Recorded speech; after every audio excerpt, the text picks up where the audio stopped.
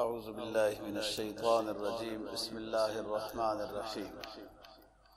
وَأُوحِيَ إِلَى نُوحٍ أَنَّهُ لَن يُؤْمِنَ مِن قَوْمِكَ إِلَّا مَن قَدْ آمَنَ فَلَا تَبْتَئِسْ بِمَا كَانُوا يَفْعَلُونَ وَاصْنَعِ الْفُلْكَ بِأَعْيُنِنَا وَوَحْيِنَا وَلَا تُخَاطِبْنِي فِي الَّذِينَ ظَلَمُوا إِنَّهُم مُغْرَقُونَ وَيَصْنَعُ الْفُلْكَ وَكُلَّمَا مَرَّ عَلَيْهِ مَلَأٌ مِّن قَوْمِهِ سَخِرُوا مِنْهُ قال إن تسخروا منا فإنا نسخر منكم كما تسخرون فسوف تعلمون من يأتيه عذاب يخزيه ويحل عليه عذاب مقيم حتى إذا جاء أمرنا وفارت النور قل نحمل فيها من كل زوجين اثنين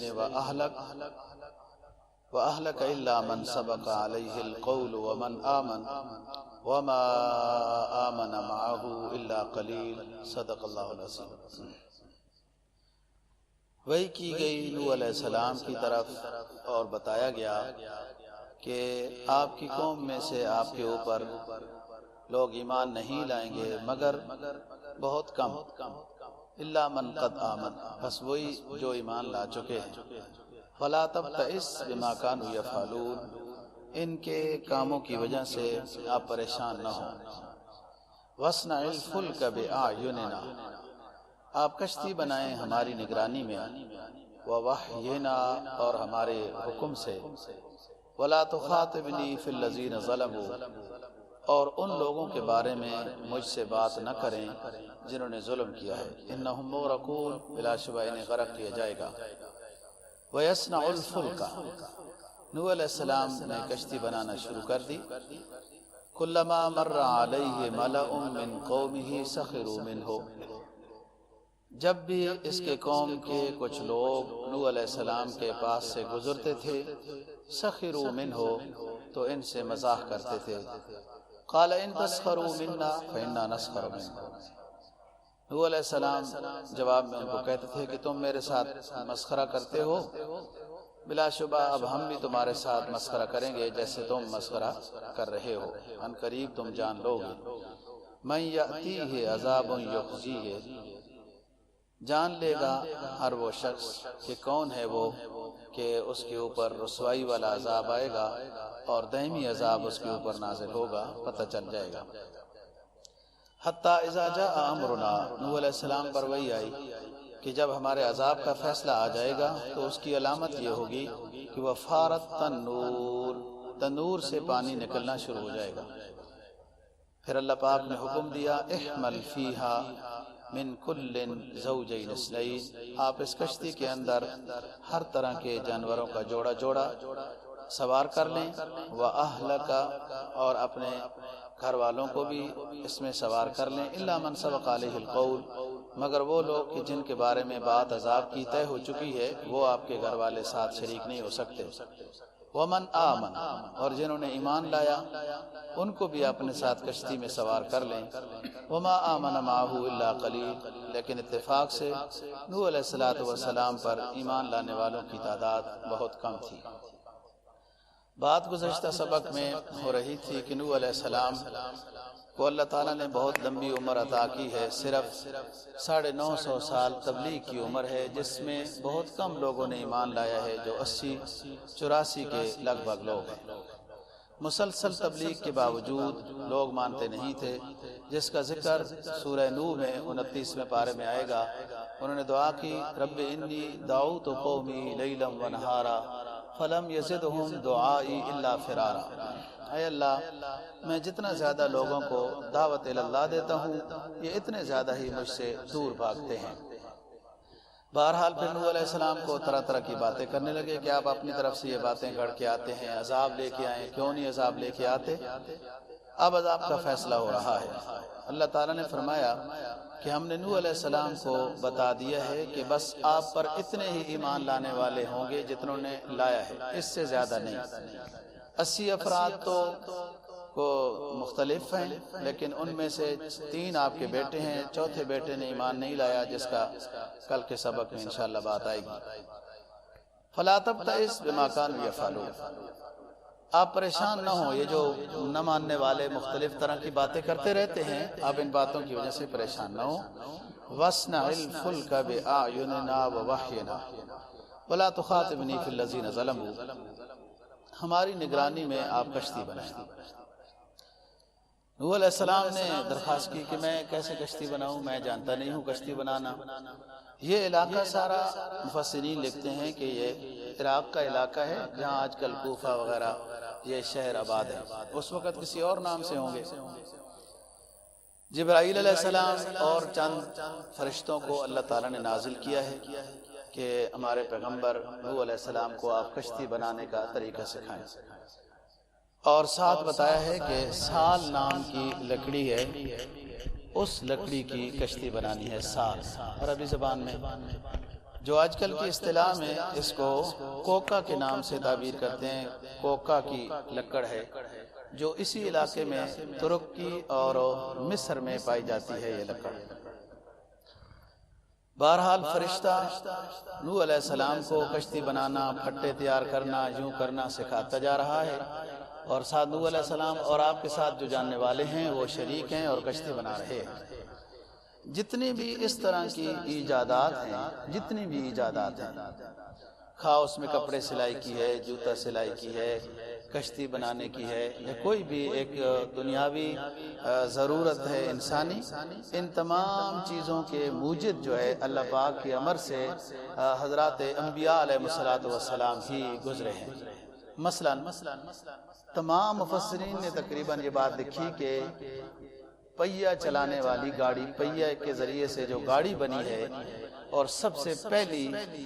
اس کے ایجاد کرنے والے یہ حضرت آدم علیہ السلام ہیں کہ انہوں نے ایک گول پہیہ تیار کیا، پھر اس سے یوں پھٹے جوڑے، پھر آگے سے بیل کو باندھا اور یوں چلنے لگ گیا، اسی سے ترقی ہوتی ہوتی وغیرہ اور یہاں تک یہ بات پہنچی ہے۔ ایسی اور بھی کپڑے سلائی کے لحاظ سے حضرت ادریس علیہ السلام مشہور ہیں، اور بہت سارے کاموں سے بھی انبیاء علیہ السلام کو تلقین کی گئی کہ یہ کام یوں کریں، یوں کریں۔ تو یہاں پر کشتی کی ایجاد حضرت نوح علیہ السلام سے کرائی۔ وَاصْنَعِ الْفُلْكَ بِأَعْيُنِنَا وَوَحْيِنَا، ممکن ہے پہلے کوئی کشتیاں تھوڑی بہت ہوں بھی، لیکن اس نوعیت کی کشتی کہ ایک بہت بڑی کشتی، اور وہ بھی ایک بالکل خشک زمین کے اوپر تیار کی جا رہی ہے، یہ ایک پہلی بات تھی۔ مفسرین نے لکھا ہے کہ 300 گز کے لگ بھگ یہ کشتی لمبی تھی، اور 50 گز کے لگ بھگ یہ چوڑی تھی، اور 30 گز یہ اونچی تھی، اور 3 منزلہ تھی کہ اس میں ضروریات ہیں، ایک میں انسان ہے اور ایک میں مختلف قسم کے جانور جو قرآن مجید نے ذکر کیا ہے۔ نوح علیہ السلام جب اللہ کے حکم سے نگرانی سے کشتی بنا رہے ہیں تو ساتھ یہ بتا دیا گیا کہ وَلَا تُخَاطِبْنِي فِي الَّذِينَ ظَلَمُوا، یہ جو ظالم لوگ ہیں جنہوں نے آپ پر ایمان نہیں لایا اور طرح طرح کی باتیں کرتے رہے ہیں، ان کے بارے میں آپ ہمارے ساتھ آپ نے بات نہیں کرنی، ان کو ہم غرق کریں گے۔ کشتی بننا شروع ہو گئی۔ ظاہر ہے کہ یہ کشتی بنانی ہے، ڈیکس بنانا ہو تو اس میں ٹائم لگ جاتا ہے، اور اتنی بڑی کشتی کہ 300 گز لمبی ہے، 50 گز چوڑی ہے، پھر کئی منزلہ ہیں وغیرہ، تو اس میں تو کافی ٹائم لگے گا۔ یہ بھی اللہ کی طرف سے ایک حکمت تھی کہ ایک کشتی اتنی بڑی بنانے کا حکم دیا ہے، اس میں کافی عرصہ لگا ہے، اس کا سامان مٹیریل ادھر ادھر سے لانے کے لحاظ سے بھی وقت خرچ ہوا۔ یہ بھی ایک قسم کی اللہ کی طرف سے ایک مہلت تھی، ڈھیل تھی، ایک تنبیہ تھی نہ ماننے والوں کے لیے کہ اس چیز کو بھی دیکھ کر وہ صراط مستقیم پر آ جائیں اور توبہ کر لیں، لیکن وہ بجائے صراط مستقیم پر آنے کے، ایمان کی طرف آنے کے، توبہ کرنے کے بجائے کلما مر علیہ ملأ من قومہ سخروا منہ، کہ جب بھی نوح علیہ السلام کے پاس سے گزرتے تھے جہاں وہ کشتی بنا رہے ہوتے ہیں تو مذاق کرتے تھے کہ یہ دیکھو کشتیاں تو سمندر میں چلتی ہیں، دریاؤں میں چلتی ہیں، یہ شخص یہاں خشکی کے اوپر کشتی چلا رہا ہے، ہم نے تو پہلے کہا تھا، الیاذ باللہ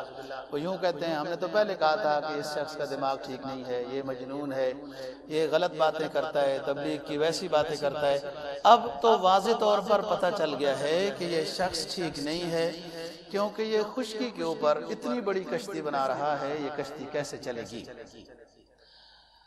اس طرح کی مذاق بناتے تھے۔ نوح علیہ السلام نے جواب میں فرمایا کہ ان تسخروا منا فإنا نسخر منکم کما تسخرون، تم ہمارے ساتھ مذاق بناتے ہو، ان قریب اس مذاق کا جواب تمہیں مل جائے گا اور جان لو گے۔ لیکن اس بات کو بھی وہ مذاق ہی سمجھتے رہے کہ یہ تو ایک عرصے سے یہ ہمیں دھمکیاں دے ہی رہا ہے عذاب کے بارے میں، تو عذاب پہلے بھی نہیں آیا، اب کشتی کی شکل میں کیسے عذاب آئے گا، فلاں ہو جائے گا۔ اس طریقے سے وہ اس نوح علیہ السلام کے جواب کو بھی انہوں نے مذاق ہی سمجھا ہے۔ فسوف تعلمون، نوح علیہ السلام نے کہا کہ ان قریب تم جان لو گے۔ بعض مفسرین نے اس حد تک لکھا ہے کہ یہ حضرات کشتی کے ساتھ ہو اور اس کے ارد گرد کشتی کے اندر جب کچھ وہ اس کے پھٹے وغیرہ تیار ہو گئے تو قضاء حاجت کے لیے ان مخالفین نے اسی جگہ کو منتخب کیا ہے جہاں نوح علیہ السلام کشتی بنا رہے ہیں، اس کے ارد گرد اور اسی کے اندر یہ قضاء حاجت کے لیے آ جاتے تھے مخالفین۔ یہ بہت بڑی پریشانی بن گئی کہ کام کیسے کیا جائے۔ واللہ عالم بالصواب کہ کوئی آیا ایسے ہی تو ان کو حاجت کے بعد ان سب کو خارش کی مرض لگ گئی، جو مخالفین تھے۔ ان میں سے کوئی جب اسی دشمنی کو پیاس کو کچھ کم کرنے کے لیے جب آیا اور اسی غلاظت کی نیت سے اسی کشتی میں گیا اور گر گیا، اس کے ساتھ وہی اپنا نظام جب گند لگ گیا تو جب اس کو صاف کیا تو اس کی خارش ٹھیک ہو گئی۔ پھر وہی مشہوری کی اس نے کہ بھائی وہ تو سارے علاقے کو خارش لگ چکی تھی، اس نے مشہوری کی ہے کہ خارش کا علاج معلوم ہو گیا ہے اور یہ ہوا ہے۔ اللہ پاک کی طرف سے وہ سارے اسی کو بطور علاج کے پھر خود ہی صفائی کے طور پر لگ گئے۔ آخر مرحلہ ایسا آیا کہ وہ نظام ختم ہو گیا گند کا، لیکن خارش کے مریض ابھی رہتے تھے، تو پھر وہ پانی بھر کے لاتے تھے، ان پھٹوں کو دھوتے تھے، اس کا جو دھون تھا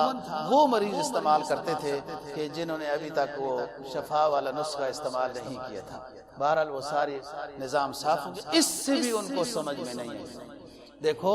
جب اللہ کی طرف سے ختم اللہ علی قلوبہم وعلی سمعہم وعلی ابصارہم، جب مہریں لگ جاتی ہیں تو انسان بالکل اندھا ہو جاتا ہے۔ اس لیے تو قرآن نے کہا ثم بکم عمی فہم لا یرجعون کہ یہ اندھے ہیں، گنگے ہیں، بہرے ہیں۔ حالانکہ وہ اندھے گنگے بہرے نہیں تھے، وہ دیکھتے تھے، سنتے سمجھتے تھے، باتیں کرتے تھے، لیکن ان کو حقیقت جب نظر نہیں آتی تھی، حقیقت سمجھ نہیں آتی تھی، تو وہ اندھے بہرے گنگے ہی تھے۔ اب یہاں اتنی بڑی بات ہو گئی ہے کہ یہ چیز بھی کبھی کوئی شفا کا سبب بنی ہے کہ آج ان کے لیے شفا کا سبب بن گئی ہے، اس سے بھی ان کو سمجھ میں آ جانی چاہیے تھی بات، لیکن نہیں سمجھی۔ نوح علیہ السلام نے بتایا من یاتیہ عذاب یخزیہ ویحل علیہ عذاب مقیم، پتہ چل جائے گا کہ کس شخص کے اوپر عذاب آتا ہے اور کن کے اوپر دائمی عذاب آئے گا، تمہاری مذاق کا تمہیں پتہ چل جائے گا۔ نوح علیہ السلام کو اللہ تعالیٰ نے حکم دیا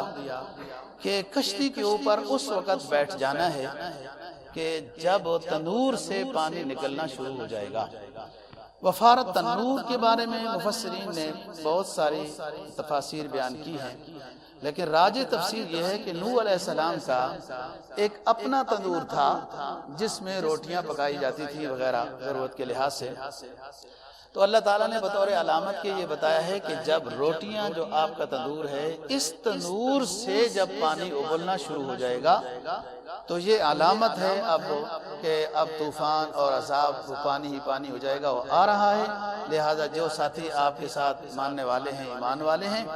ان کو جلدی سے اپنی کشتی میں سوار کر لینا، اور ساتھ ہی ضرورت کے لحاظ سے جو اور سامان ہے کھانے پینے کے لحاظ سے وہ رکھ لینا، اور جو ضروری جانور ہیں کہ جن کی کشتی میں بھی ضرورت پیش آئے گی، غیر دودھ کے لحاظ سے وغیرہ چارے چیزیں ڈال ہی رہے ہیں، اور بعد میں بھی ضرورت یہ نہیں ہے کہ پوری دنیا کے جتنے جانور تھے ساروں کا جوڑا ہی ساتھ لینا، ایسی بات نہیں ہے۔ جو ضرورت کے لحاظ سے جانور ہیں، گائے ہیں وغیرہ، بکری ہیں، اس طریقے سے کہ قل احمل فیہا من کل زوجین اثنین واہلک الا من سبق علیہ القول، کہ جب ہمارا امر آئے گا اس کی علامت یہ ہے کہ آپ کے تندور سے پانی نکلنا شروع ہو جائے گا، پھر آپ بھی سوار ہو جائیں اور اپنے اوپر ایمان لانے والوں کو بھی سوار کر لیں۔ وَمِن كُلٍّ زَوْجَيْنِ اثْنَيْنِ، اور جانوروں میں سے جوڑے جوڑا جو ضروری جانور ہیں وہ بھی اپنے ساتھ رکھ لیں۔ اور بہرحال نوح علیہ السلام کے ساتھ ایمان لانے والوں کی تعداد بہت کم تھی۔ جب نوح علیہ السلام سوار ہو گئے اس کے بعد پھر کشتی چلنا شروع ہوئی، اور انہوں نے وہ کشتی میں بیٹھنے کے بعد یہ دعا مانگی ہے جو کل انشاءاللہ جس کا سبق